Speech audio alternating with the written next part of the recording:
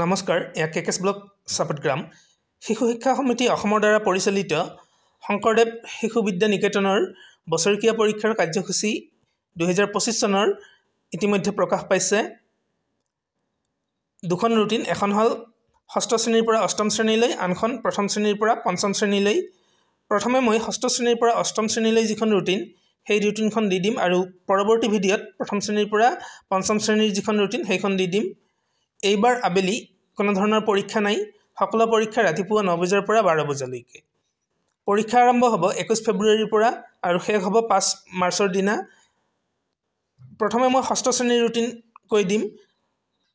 21/2/2025 শুক্ৰবাৰ, 21 তাৰিখ আছে অসমীয়া, 22 তাৰিখ শনিবাৰ ছবি অঁকা আৰু হস্তকলা, 24 তাৰিখ সোমবাৰ গণিত, 25 তাৰিখ মঙলবাৰ সংস্কৃত, 27 তাৰিখ বৃহস্পতিবাৰ বিজ্ঞান, 28 তাৰিখ ষষ্ঠ শ্ৰেণীৰ পৰীক্ষা নাই, 1/3/2025, 1 তাৰিখ শনিবাৰে সমাজ বিজ্ঞান, 3 তাৰিখে ইংৰাজী, 3 তাৰিখ সোমবাৰ ইংৰাজী, 4 তাৰিখ মঙলবাৰ হিন্দী আৰু 5 তাৰিখ বুধবাৰ নীতি শিক্ষা।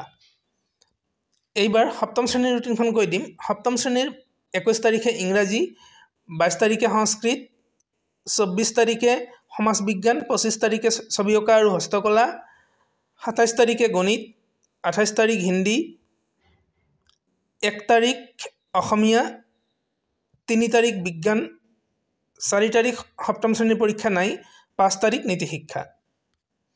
এইবাৰ অষ্টম শ্ৰেণীৰ ৰুটিনখন কৈ দিম।